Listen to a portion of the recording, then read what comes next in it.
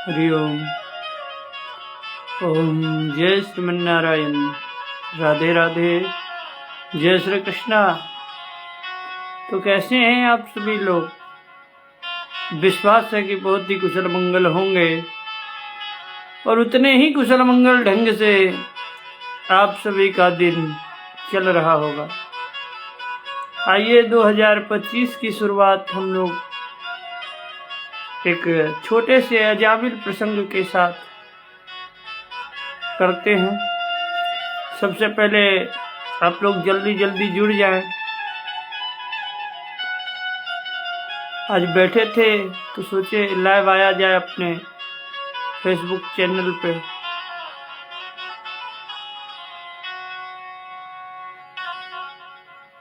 जय श्रीमन्नारायण। राधे राधे। आइए मंगलाचरण की ओर चलें। हरि ओम।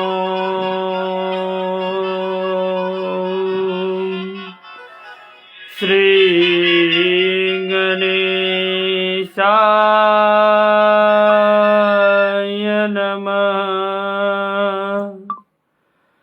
श्री सरस्वत्यै नमः। श्रीमते रामानुजाय नमः। अस्मद् गुरुभ्यो नमः। अस्मद् परम गुरुभ्यो नमः। अस्मद् सर्वगुरुभ्यो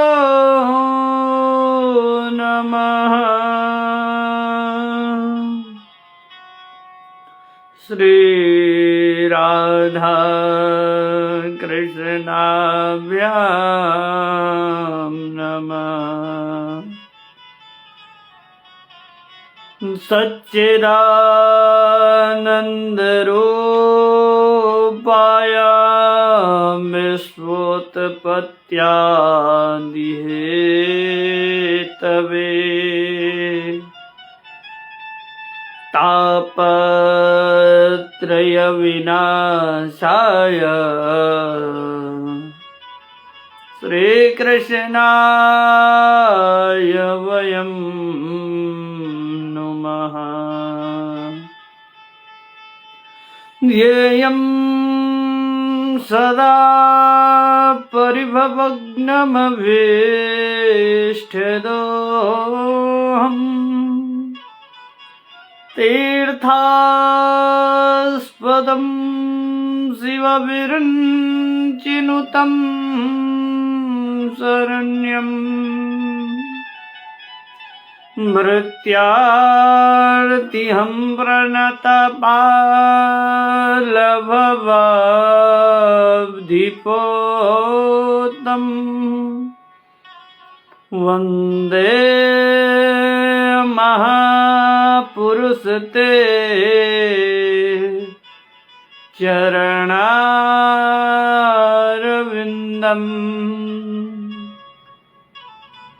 बंसी विभूषित कराननवनीरदाभा पीताम्बरान्दरुणबिम्बफलानरुष्ठात् पूर्णेन्दुसुन्दरमुखाधरविन्दनेत्रात् कृष्णात् परं किमपि तत्त्वमहं न जाने। नारायणं नमस्कृत्य नरं चैव नरोत्तमम्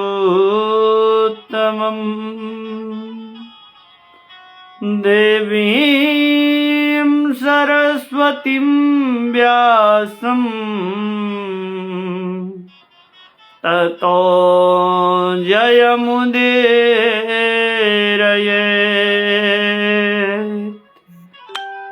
लक्ष्मीनाथ समारम्भां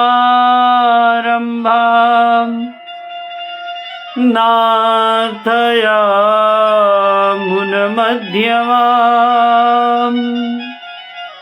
अस्मदाचार्यपर्यन्ताम् वन्दे गुरुपरम्पराम्।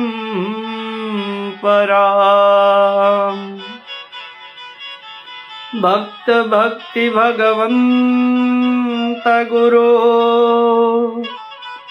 चतुर्णाम वपुए इनके पद वंदन किए नासत विघ्नयनि। जय जय श्री राधारमण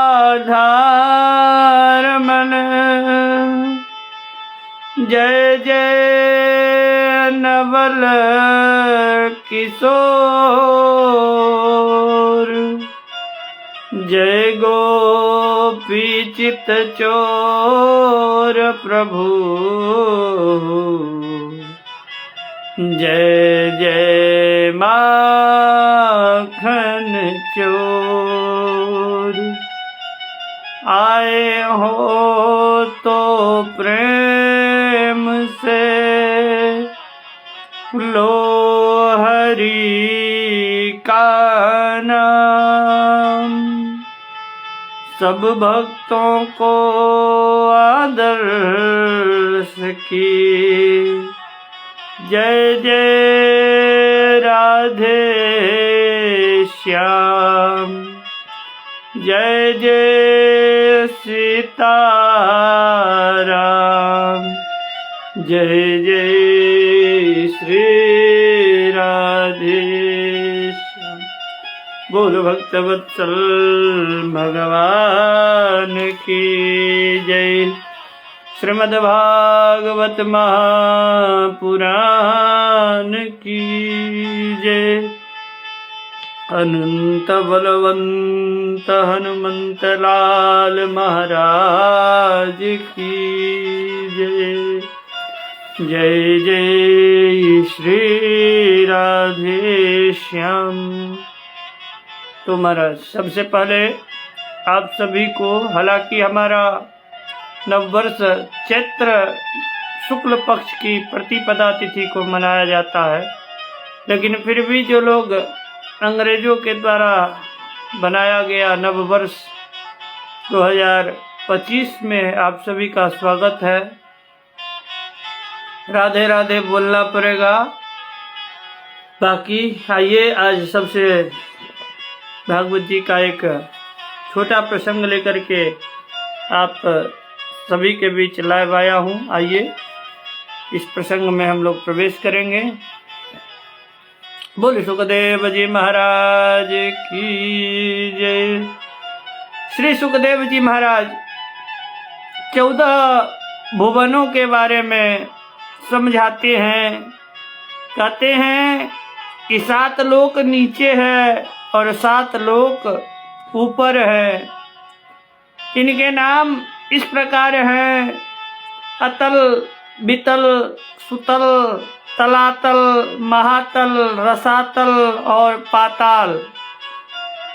ये पृथ्वी के नीचे के 7 लोक हैं और इसके बाद पृथ्वी से ऊपर हैं 7 लोक: भूर, भुवः, स्वः, महः, जनः, तपः और सत्यलोक।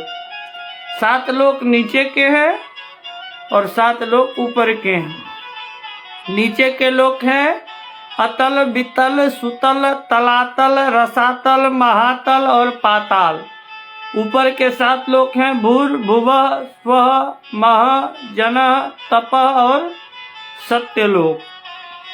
तो ये 14 भुवनात्मक समस्त लोक में 50 करोड़ योजन में यह क्षेत्रफल जो है फैला हुआ है विश्व का।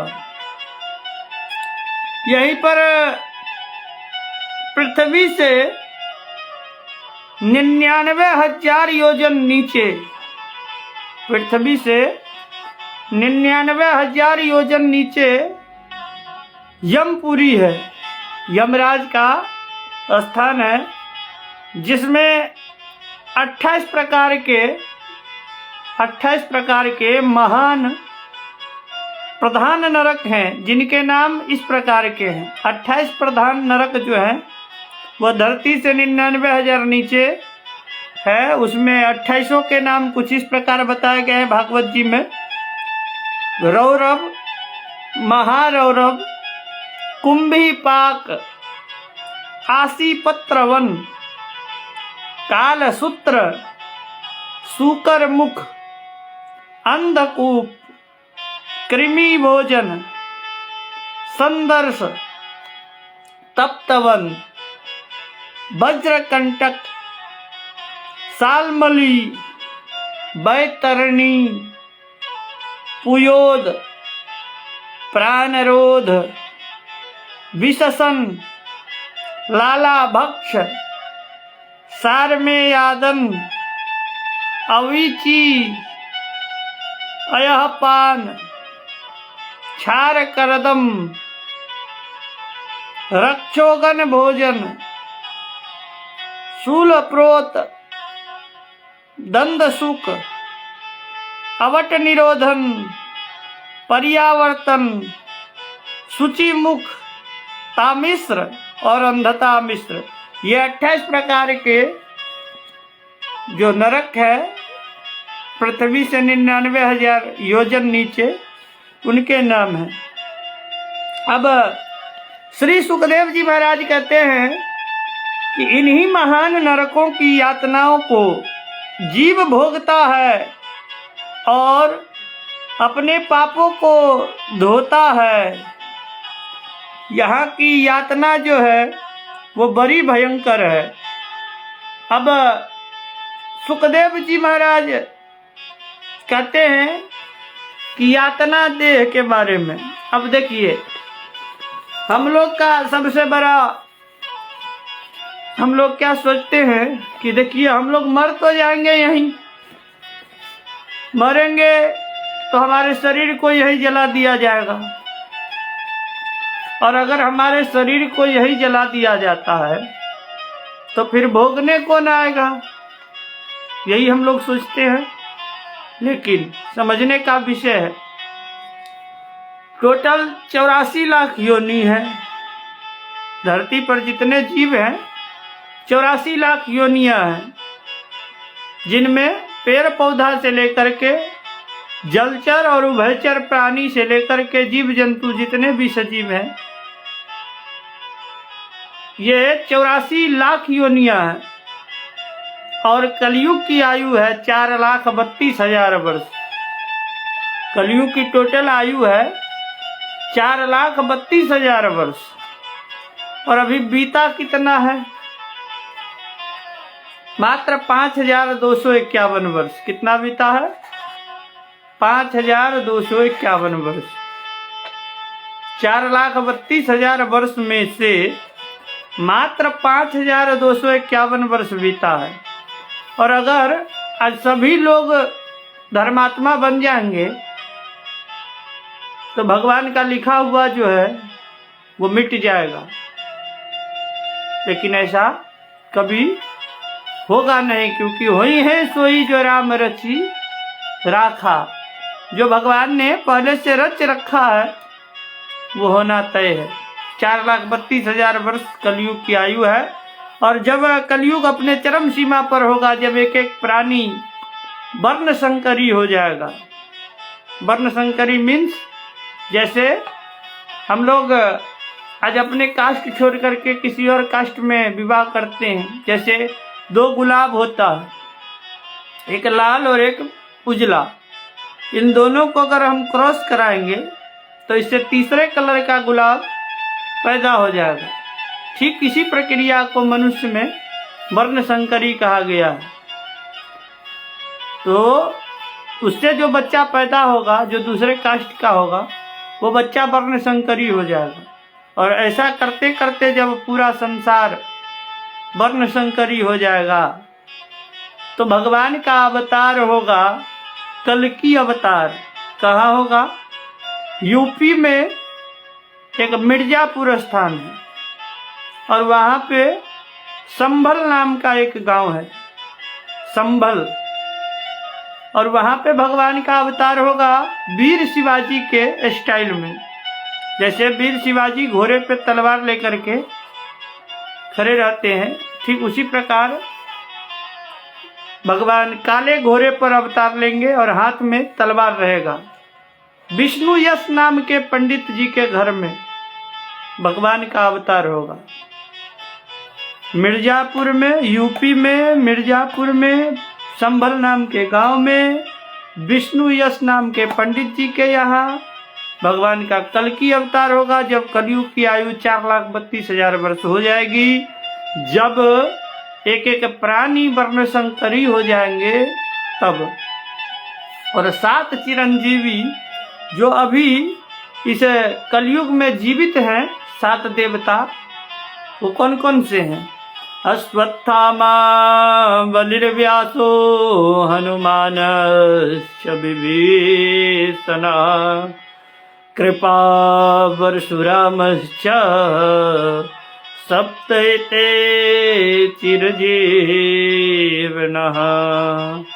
अश्वत्थामा बलिर्व्यासो, अश्वत्थामा राजा बलि, व्यास जी, हनुमान जी, विभीषण जी, कृपाचार्य, परशुराम, ये 7 देवता जो अभी जीवित हैं वर्तमान में, ये स्वयं भगवान कल्कि के साथ अवतार ले लेंगे और एक एक करके सभी प्राणियों का संहार भगवान अपने हाथ से करेंगे। बोल कल्कि भगवान की जय। तो महाराज, बड़े गंभीर विषय है कि 9 माह गर्भ में जब बच्चा रहता है तो कुंडल के आकार में रहता है, ऐसे जैसे ये कुंडल है ऐसे आकार में रहता है, करवा आकार में। जैसे आप लोगों को याद होगा स्कूल में जब कभी डांट पड़ती होगी तो गुरुजी मुर्गा बनाते हैं, नहीं बनाते हैं? ठीक उसी प्रकार बच्चा जो है गर्भ में 9 महीने तक कुंडल के आकार में रहता है। कोई भी बच्चा जो मानव शरीर का है तो कुंडल के आकार में उसको काफी पीड़ा होती है और उसके एक साइड में मल और एक साइड में मूत्र रहता है। और मल मूत्र के बीच में फंसा हुआ वो बच्चा भगवान से विनती करता है कि हे प्रभु, इस बार हमें उबार दो, आज के बाद हमें किसी भी योनि में जाने का कभी इच्छा नहीं करेगा, क्योंकि एक जन्म लेने में हमको काफी पीड़ा है। तो 84 लाख योनियों में मनुष्य योनि एक ऐसा है जिसमें आने के बाद आप 84 लाख योनि के फिर से बच सकते हैं। अगर भगवान ने आपको मात्र 5251 साल में ही मनुष्य बना दिया तो आप भगवान को थैंक यू तो कम से कम आज के दिन बोल दीजिए। हैप्पी न्यू ईयर बाद में सबसे पहले राधे राधे। क्या बोलना पड़ेगा? राधे राधे। तो राधे राधे बोलने से कलयुग केवल नाम आधारा, राधे राधे बोलने से आपको वो सब मिल जाएगा जो आप चाहते हैं, लेकिन बोलना तो पड़ेगा। तो कलयुग में अगर जन्म हुआ है हमारा तो बुझिए बहुत बड़ा सौभाग्य है। और सिर्फ नाम लेकर के, जीभ हिला करके, राम नाम लेकर के हम इस 84 लाख योनि से बच सकते हैं। तो हमारा प्रसंग चल रहा था यातना देह के बारे में। भगवान जब आत्मा बनाते हैं तो आत्मा को रहने के लिए शरीर बनाते हैं। जैसे हम लोग बचपन से लेकर आज तक ना जाने कितने कपड़े पहन करके फाड़ दिए हैं, बचपन से अभी तक हम लोग कितना सारा कपड़ा पहन करके फाड़ दिए होंगे। ठीक उसी प्रकार ये जो आत्मा है ये न जाने कितने शरीर को धारण कर चुका है और अभी तक 5251 साल में कितनी योनियों में यह भटक चुका होगा और अभी कितना योनि इसका बाकी होगा। तो महाराज बड़े मुश्किल से ये बड़े भाग मानव तन पावा। तो भगवान जो शरीर ये बनाते हैं हम लोग का,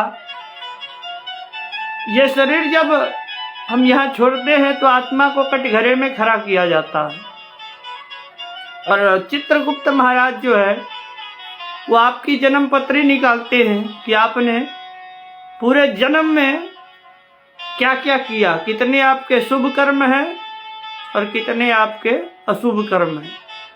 तो सबसे पहले आपको अशुभ कर्म का जो सजा है वो आपको दिया जाएगा यमराज के द्वारा और वो भोगने के बाद आपका फिर शुभ कर्म जितना है वो भोगने के लिए आपको दूसरा देह मिलेगा। तो 3 प्रकार के देह से होकर के आप सभी चीजों को भोगते हैं। एक तो पहला शरीर जो ये पंच तत्व का शरीर है, क्षिति जल पावक गगन समीरा, शरीर भी पंच तत्व से बना है और जलाने के बाद भी देखिए पंच तत्व में ही मिल जाता है। क्षिति जल पावक गगन समीरा, सब वायु क्षिति जल पावक सारा चीज सब चीज में मिल जाता है और आत्मा जो है वो फिर कहीं ना कहीं दूसरा शरीर ढूंढ लेता है। तो पीड़ा आत्मा को ही देने के लिए भगवान ने एक यातना देह का निर्माण किया है जो भोगने के लिए बनाया जाता है। आपके दुख को भोगने के लिए भगवान ने एक ऐसा शरीर का निर्माण किया है जिसका नाम है यातना देह। और यातना देह इस प्रकार का होता है कि उसको कितना भी जला दो, गोली मारो, काटो, चबा जाओ, लेकिन वो शरीर वो मरेगा नहीं, पीड़ा प्रॉपर देगा। चाहे उसको ट्रक से कुचल दो लेकिन फिर भी वो पीड़ा देगा लेकिन मरेगा नहीं। आप यमराज के पास जाओगे, कहोगे ये सरकार मार दो, मुझे मार दो, लेकिन यमराज कहेगा नहीं, बिल्कुल नहीं, अभी नहीं, क्योंकि आपके जो कर्म है यमराज के पास हृदय नहीं होता। हृदय यमराज के पास बिल्कुल नहीं होता। तो यमराज आपको कभी बख्शने वाला नहीं है। जो कर्म आपने किया है, भागवत का मूल सार सुखदेव जी समझाते हैं। सुखदेव कहे मुनि ज्ञानी, सुन भूप भागवत वाणी, सुख दुख जीवन और मरना, सब अपना करना और भरना, कोई करे न किसी की हानि, सुन भूप भागवत वाणी। आज आपने खेत में जो बीज बोया है, जिस चीज का बीज बोया होगा फसल तो उसी का आएगा। और अगर खेत आपका है, आपने बोया है, तो काटना भी आपको ही पड़ेगा, दूसरा क्यों काटेगा। तो आपका खेत है, आपने बोया है, तो आप ही फसल काटेंगे। और जब वही परिणाम आपके सामने आता है तो आप रोने लगते हैं। जो कर्म आप करते हैं वही तैयार होकर के आपको रिटर्न गिफ्ट देने के लिए मिलता है। तो भगवान का कृपा का अनुभव कीजिए और यातना देह से दूरी बनाइए। यातना देह को कढ़ाई में डाल दोगे, कचौरी के तरह फूल जाएगा, पीड़ा प्रॉपर देगा जलने का, लेकिन मरेगा नहीं। तो वो प्राण जाएगा नहीं, मरना है नहीं, खाना मिलेगा नहीं, कई कई हजार वर्ष तक कीड़े आपको खाएंगे। जैसे जैसे आप कर्म करेंगे वैसे वैसे 28 प्रकार के नरक हैं और प्रत्येक नरक में आपको कई कई हजार वर्षों तक रखा जाएगा। तो उसी प्रकार के यातना देह के लिए, और जब आपको सारा कर्म आपके भोगा दिया जाएगा, फिर आपको एक मिलेगा भोग देह। भोग देह ऐसा होगा कि मान लीजिए आपने 100 कर्म अच्छे किए, शुभ कर्म जो आपके हैं, मान लीजिए उसकी जनसंख्या, उसकी संख्या 100 है, 150 है, 200 है, 1000 है, 5000 है, 10,000, ठीक। तो उतने ही अंक का आपको एक माला आपके गले में डाल दिया जाएगा और आपको स्वर्ग भेजा जाएगा भोगने के लिए। वहाँ सिर्फ भोग करना।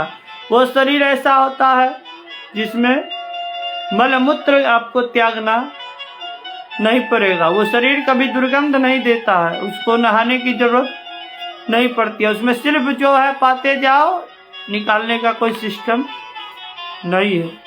तो और जैसे जैसे आप अपने एक एक कर्मों को भोग लेंगे तो आपका माला सूखते जाएगा। एक एक कर्म क्या, एक एक माला सूखता जाएगा।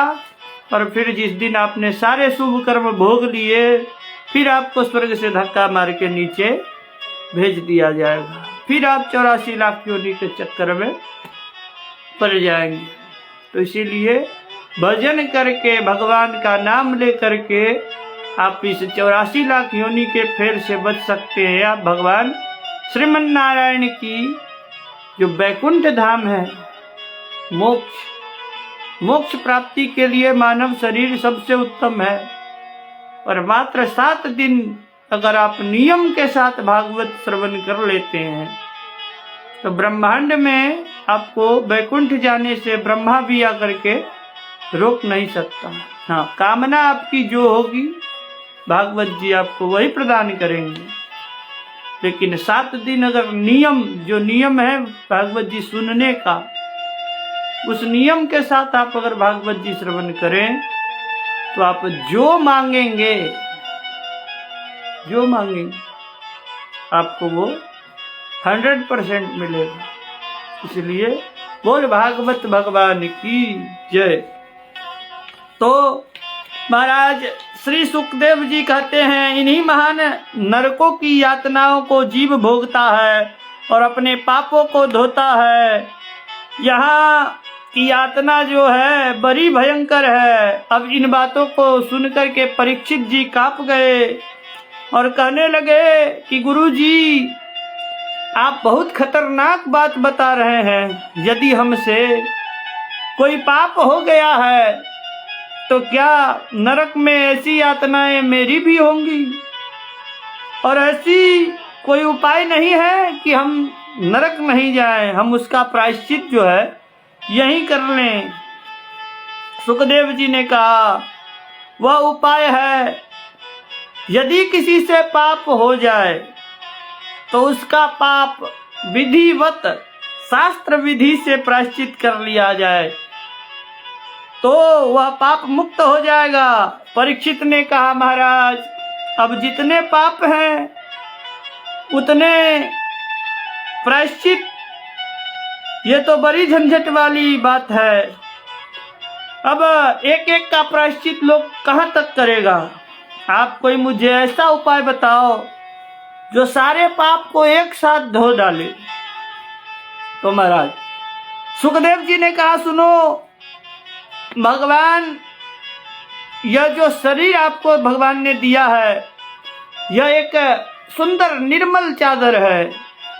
और उसमें अगर कोई दाग लग जाता है, अगर व्हाइट कलर के चादर में कोई दाग लग जाए आपको, तो तुरंत जो है उसको धो डालना चाहिए, तो चमकने लगेगा। लेकिन दाग पर दाग अगर लगते गए और आपने सफाई का ध्यान नहीं दिया तो फिर वो चादर इतना गंदा हो जाएगा कि सीधे उसको धोबी घाट भेजना पड़ेगा। और फिर आपके बस की बात नहीं है। तो जैसे ही पाप करें तो उसको तुरंत साफ करें, तो आपका जीवन जो है निर्मल बना रहेगा। और अगर पाप पर पाप करते गए और प्रायश्चित नहीं किया तो फिर धोबी घाट बना करके भगवान ने 28 प्रकार के महानरकों की व्यवस्था की है। फिर आपको यमराज जो है धोबी घाट का डंडा जो है मार मार करके आपके सारे पाप के दाग को धुलेगा। परंतु मैं तुम्हें एक ऐसा साबुन बता देता हूँ जिससे सारे पापों के दाग अनायास ही धुल जाएगा। परीक्षित ने कहा, तब तो बहुत महंगा होगा महाराज साबुन। सुखदेव जी ने कहा नहीं नहीं, बिल्कुल महंगा नहीं है, एकदम सस्ता और टिकाऊ साबुन है। केचित् केवलया भक्त्या वासुदेव परायणाः अद्यं धनवन्ति कार्तस्नेन नेहारमिव भास्करः। जैसे सूर्य के उदय होने से सारा अंधकार अपने आप नष्ट हो जाता है, ऐसे ही भगवान के नाम लेने से जीव के सारे पाप उसी क्षण जो है समाप्त हो जाते हैं, भस्म हो जाते हैं। परीक्षित ने कहा महाराज आपने तो बड़ी गजब की बात बताई, परंतु आज तक कभी ऐसा हुआ भी है? तो सुखदेव जी ने एक प्रामाणिक प्रसंग उसको सुनाते हैं। आइए हम लोग भी इस प्रसंग को समझने का प्रयास करते हैं कि कान्य कुबजे दबिजह कच्चिदासिपति अजामिलः नामना नष्ट सदाचारो दास्या संसर्ग दूषिता। एक पंडित जी थे, उनका नाम था अजामिल। अब एक दिन अजामिल जंगल में लकड़ी लाने के लिए गए, परंतु वहां एक वेश्या को देख करके अजामिल उसके ऊपर मोहित हो गए। लेकिन यद्यपि अजामिल ने अपने आप को रोकने का बहुत प्रयत्न किया, परंतु वह अपने आप को रोक नहीं पाया। काम ने अजामिल के मन को ऐसा ग्रसित किया कि सदाचार और शास्त्र की उसकी सारी चेतना जो है नष्ट हो गई। अब अजामिल उस वेश्या का चिंतन करने लगा और धर्म के मार्ग से वह विमुख हो गया। परीक्षित कहते हैं राम राम महाराज, एक बात हमारे समझ में नहीं आती कि एक विद्वान ऊपर से एक ब्राह्मण एक वेश्या के चक्कर में कैसे पड़ गया महाराज। ये कोई मन घड़ंत बात तो नहीं। सुखदेव जी हंसते हुए कहते हैं राजन, बलवान इंद्रियः ग्रामो विद्वान समपि कर्षते। भगवान की माया जो है ये बड़ी बलवान है, ये बड़े बड़े विद्वान का भी जो है मन विचलित कर देती है। मैं तुम्हें एक दृष्टांत सुनाता हूँ, सुनो। कोई एक बूढ़ा संत अपने आश्रम पर बैठा हुआ था। अचानक उसको दिखाई पड़ा कि एक व्यक्ति घोड़े पर चढ़ करके दूल्हा बना जा रहा है। बढ़िया बैंड बाजे भी बज रहे हैं। जब उस बूढ़े बाबा ने देखा तो उसने कहा, धिक्कार है इस तपस्वी जीवन पर। अरे मेरा भी विवाह हुआ होता, आनंद से रहता, मेरे भी बच्चे होते, पापा पापा कहते। और उस बुढ़े के मन में आया कि मुझे भी दुल्हा बनना चाहिए। बूढ़े बाबा ने यह सोच करके गांव बस्ती की तरफ चल दिया। चलते चलते जब वह बूढ़ा बाबा थक गया तो रास्ते में एक कुएं के पास उसको विश्राम किया, पानी पिया और विश्राम करने लगा। अब थोड़ी देर में उस बूढ़े बाबा को नींद आने लगी। क्या हुई, उस कुएं के तट पर चलते चलते उसको प्यास लगी। उसने कुएं पर पानी पिया और वहीं पे सो गया। उसको नींद आने लगी। थोड़े ही देर में उसको सपने भी आने लगे और सपना में वह बूढ़ा बाबा दुल्हा भी बन गया, पत्नी भी आ गई और एक बच्चा भी आ गया। अब तो चारपाई पर लेटा हुआ था। उसकी पत्नी बड़े प्यार से कहा, सुनो जी, थोड़ा सा करवट बदल लो, मुन्ने को भी मैं यहाँ पे सुला दूंगी। करवट जैसे ही बदली महाराज, कुएं में गिरा धराम। धराम की आवाज सुनकर के गांव के सारे लोग इकट्ठे हो गए, कुएं से बाबा को बाहर निकालने लगे। और जैसे ही कुएं से बाबा को बाहर निकाला, बाबा सीधे जंगल की ओर दौड़ लगाई।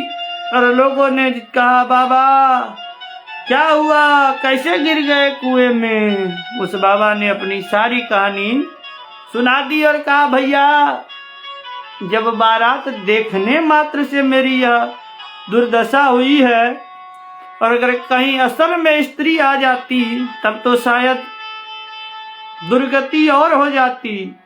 इसलिए आज ये सिद्ध हुआ कि संसार एक सपना है और भगवान जो है वही केवल अपना है। जोर से बोलना पड़ेगा, राधे राधे। झूठा है संसार, रैन का सपना है, किससे करे हम प्यार, कोई ना अपना है।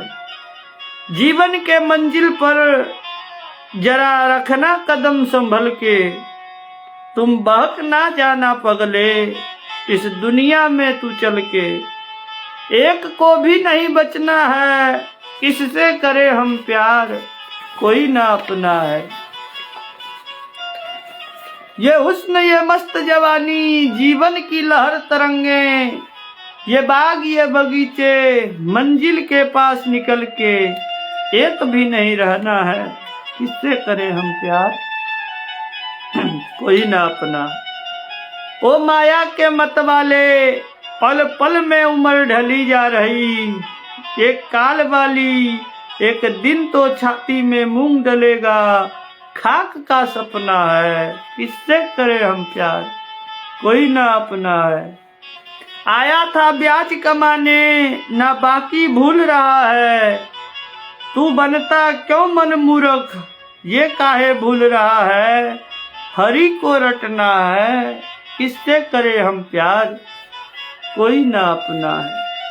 कि कसमें वादे प्यार वफा सब बातें हैं, बातों का क्या, कोई किसी का नहीं, ये झूठे नाते हैं, नातों का क्या, कसमें वादे प्यार वफा सब बातें हैं, बातों का क्या। तो महाराज, बुद्धिमान मनुष्य को एक क्षण के लिए भी कभी कुसंग का संग नहीं करना चाहिए। जरा सोचो, अजामिल ने एक ही बार उस वेश्या को देखा और उनका मन जो है वो भ्रष्ट हो गया। और जो आप लोग प्रतिदिन मोबाइल में रील में देखते हो, उसका क्या हश्र होगा भगवान जाने। इसलिए संत लोग आपको सावधान करते हैं कि सदैव अच्छी संगति करो, जैसी तुम्हारी संगति होगी वैसा ही तुम्हारा रंग जो है तुम्हारे ऊपर चढ़ेगा। अब शराबी के साथ रहोगे, शराब पियो अथवा ना पियो, लोग तुमको शराबी ही कहेंगे। और संत के साथ रहोगे तो तुमको भी कोई राधे राधे, कोई प्रणाम जरूर करेगा। तो जैसा संगत होता है वैसा रंगत अपने आप चढ़ जाता है। अजामिल बड़ी मनौती करके उस वेश्या को घर में ले आया और उस गणिका को प्रसन्न करने के लिए कई तरह के पाप करने लगा। अब उसी के बच्चों का पालन पोषण करने लगा।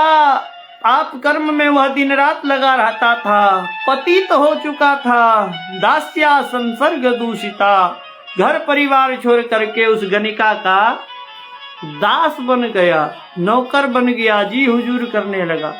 अब एक दिन अजामिल के घर में कुछ महात्मा लोग आए। अजामिल घर पर नहीं थे। उस गणिका ने उन महात्माओं का बड़ा सम्मान किया और सारे बच्चों को ला करके प्रणाम भी करवाया। वह वेश्या संतों का दर्शन करने मात्र से पवित्र हो गई। कुछ ही देर के बाद अजामिल भी वापस आया और उसने भी संतों को प्रणाम किया और संतों के पास ही बैठ गया।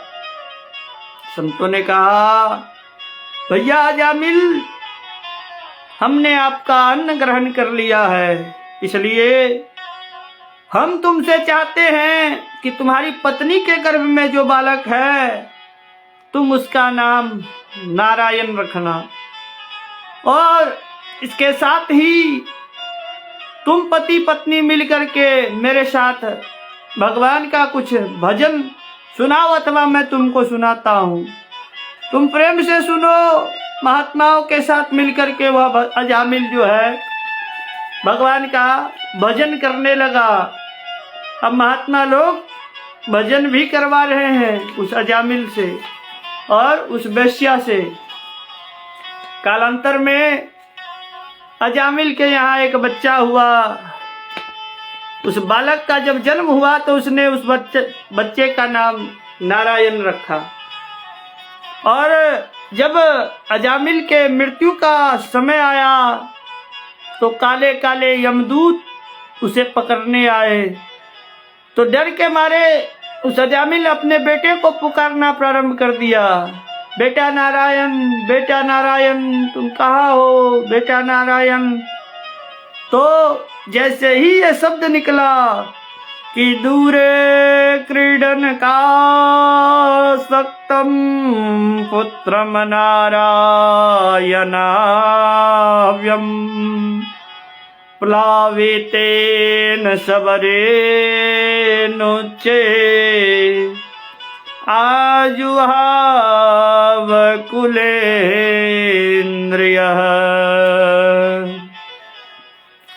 जैसे ही नारायण का उच्च शब्द का जो है उच्चारण हुआ तो भगवान के चार पार्षद भगवान के वहां पे प्रकट हो गए। यमदूतों को तुरंत सामने से भगाया और उनके बंधन से अजामिल को मुक्त कर दिया। अब विष्णु दूत जो है यमदूत से लड़ बैठे। बोले, क्यों भैया, तुम चार चमकीले कहाँ से आ गए? पार्षदों ने कहा, हम नारायण के दूत हैं। तुम लोग कौन हो? तुम्हारा परिचय क्या है? यमदूतों ने कहा, हमें नहीं पहचानते, हम यमदूत हैं, पापियों को पकड़ने का काम करते हैं। भगवान के पार्षदों ने कहा, देखो भैया, इसने नारायण को पुकारा है, इसलिए तुम इसे पकड़ने वाले नहीं हो। इसको हम लेने आए हैं और हम ही इसको लेकर के जाएंगे। यमदूतों ने कहा, अरे भैया जी, आपको धोखा हो रहा है, ये अपने बेटे नारायण को पुकारा है, ना कि उस नारायण को। तो महाराज भगवान के पार्षदों ने कहा, अच्छा एक काम करो, इसने अपने बेटे नारायण को ही पुकारा है, लेकिन ये बताओ कि इसने अपने बेटे का नाम नारायण आखिर रखा कब? उसने कहा 2-4 साल पहले जब इसका बालक हुआ तब रखा। और विष्णु दूतों ने कहा, और हमारे प्रभु का नाम नारायण कब से है? उसने कहा, अनादि काल से, जब जिसका न कोई अंत था, न कोई आदि है, न कोई मध्य है, उस समय से भगवान नारायण है। एको हम द्वितीयो नास्ति, न भूतो न भविष्यति। भगवान नारायण से पहले न कोई था, न नारायण के बाद कोई है, न मध्य में कोई है, सिर्फ सर्वम विष्णुमयम जगत। राधे राधे बोलना पड़ेगा। तो भगवान के पार्षदों ने कहा कि इसने अपने बेटे का नाम नारायण कब रखा? बोला 2-4 साल पहले, और हमारे प्रभु का नारायण नाम अनादि काल से है। तो बोले, बताओ कि यह नाम मानोगे किसका, हमारे मालिक का या इसके बेटे का? इसलिए मूल रूप से हमारे प्रभु का नाम अगर इसने उच्चारण किया है और एक बात कान खोल करके सुन लो यमदूतों, इसने कोई छोटा मोटा नाम नहीं लिया है। इसने वह शक्तिशाली नाम का उपयोग किया है जिसके उच्चारण मात्र से इसके सारे पाप नष्ट हो गए हैं। जैसे बिजली की तार में करंट है, अब तुम्हें जानकारी हो या नहीं हो, तुमने अगर उसको छुआ है तो तुमको करंट लगेगा ही लगेगा। बिजली के तार में करंट है, अब तुमको पता है नहीं, लेकिन तुमको जानकारी हो तो भी अगर तुम छुओगे तो करंट लगेगा, नहीं हो तो भी तुमको करंट लगेगा। जहर में शक्ति है, जहर मारने का काम करती है। अब तुमको जानकारी है अथवा नहीं है, अगर जहर पियोगे तो मरोगे ही। तो किसी वस्तु की शक्ति अपना काम अवश्य करती है। ऐसे ही भगवान के नाम को चाहे ज्ञान में या अज्ञान में तुम उच्चारण कर दोगे तो मुक्ति तुमको अवश्य मिल जाएगी। भगवान के नाम की जो शक्ति है वो तारक है। उसके ज्ञान की तुम्हें योग्यता हो या ना हो, उसका काम है तारना, तो तुमको तार ही देगी। इसीलिए राम नाम के साबुन से जो मन का मैल छुड़ाएगा, निर्मल मन के दर्पण में वो राम का दर्शन पाएगा। तो ये भगवान का जो है, भगवान की शक्ति का अद्भुत चमत्कार है कि भाव कुभाव अनख आलस हूँ, नाम जपत मंगल दिस दस हूँ। कहो कहाँ लगी नाम बराई, राम न सतहि नाम गुण गाई। तो महाराज भगवान के नाम में तारने की शक्ति है। अब तुमको जानकारी हो अथवा नहीं हो, तुम अगर भगवान का नाम लोगे तो तुमको मुक्ति मिलेगी, बिल्कुल मिलेगी। और जहर में शक्ति है, जहर मारने का काम करती है। तुमको जानकारी हो अथवा नहीं हो, पियोगे तो मरोगे ही। तो भगवान के नाम की महिमा अपार है। चाहे कोई जान के ले, अनजान में ले, यहाँ तक संकेत से, हंसी मजाक में, निंदा करने में, किसी भी तरह से भगवान के नाम का अगर उच्चारण प्राणी ने कर दिया तो उसके सारे पाप नष्ट हो जाते हैं। भगवान के पार्षदों ने यमदूतों को खूब समझाया, लेकिन फिर भी यमदूत नहीं माने। तो पार्षदों ने उनकी खूब धुनाई करी और यमदूत भागते नजर आए। अजामिल यह सारी बातें सुन रहा था, उसे अपार ज्ञान प्राप्त हुआ और वैराग्य हो गया। अंत में भगवान नाम को जपते हुए परम धाम को प्राप्त कर लिया। अब यमदूतों ने जाकर के यमराज से शिकायत करी कि महाराज, आज के बाद हम लोग आपकी नौकरी नहीं करेंगे। यमराज ने पूछा, क्यों भाई, क्या कारण है? यमदूतों ने कहा, आपने भेजा था अजामिल को पकड़ने के लिए, पकड़ कर तो आया नहीं, उल्टा पीट करके आ रहा हूँ। बोले क्यों? बोले वहां पर 4 लोग चले आए, बोलते हैं यह हमारा सेवक है, इसने हमारे स्वामी नारायण को पुकारा है। इतना सुनते ही यमराज उनके मुख पे हाथ रखा, कहा बस बस बस, चुप चुप, मुंह बंद करो, यहाँ भगवान का नाम मत लो। क्योंकि कहा भैया, इस नाम को तुम लोग अपने मुख से अब दोबारा नहीं लेना। कहा क्यों? कहा प्रभु का यह मंगलमय नाम है, जिसे तुम लोग अभी अभी ले रहे थे, और कहीं 2-4 बार चिल्लाकर तुमने इस नाम को ले लिया तो नरक में पड़े हुए पापियों के कान में भी आवाज पड़ी, तो मेरा सारा कारोबार जो है खत्म हो जाएगा, यमपुरी में ताला लग जाएगा, इसलिए सब मुक्त हो जाएंगे। बिल्कुल नरक में भगवान का नाम उच्चारण नहीं करना है। अब देखो, पेट्रोल पंप के सामने माचिस जलाना जो है खतरनाक होता है, इसलिए उसको दूर ही रखना चाहिए।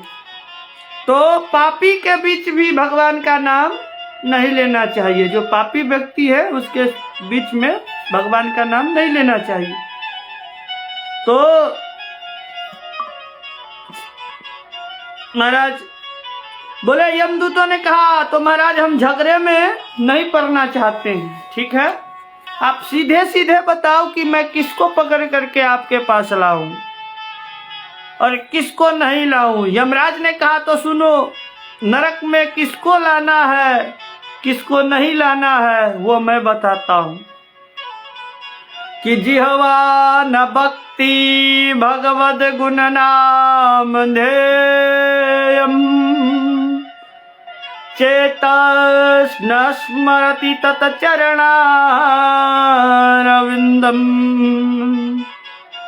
कृष्णायनो नमति यद शिरये कदापि ताना न यद्मसतो कृतवेष्णु कृत्यन्। यमराज कहते हैं अपने यमदूतों से सुनो, नरक में उसे लाना जिसे मैं बताता हूं, ध्यान से सुनो, जिसकी जिह्वा कभी भी भगवान का नाम नहीं लिया हो, जिसके मुख से कभी भी भगवान का नाम नहीं निकला हो। दूसरा, जिनके सिर भगवान के सामने कभी झुका नहीं हो, उन्हें पकड़ के लाना। तीसरा, जिनका मन कभी भगवान के चरण का स्मरण नहीं किया हो, जिनके मन ने कभी भगवान के चरण का स्मरण नहीं किया हो, उन्हें लाना। बस ऐसे ही लोगों को लाना और उन्हीं को सुधारने के लिए मैं यहाँ बैठा हूँ। बाकी खबरदार जो किसी को हाथ लगाया। सुखदेव कहते हैं, राजन यह परम गोपनीय सत्य है जो हमें कुंभज ऋषि मलय पर्वत पर सुनाए थे। सुखदेव जी कहते हैं, परीक्षित, अजामिल जैसे पापी ने मृत्यु के समय पुत्र के भगवान के नाम का उच्चारण किया। पुत्र के बहाने उसने अपने पुत्र का नाम नारायण पुकारा था। तो सुखदेव कहते हैं, परीक्षित,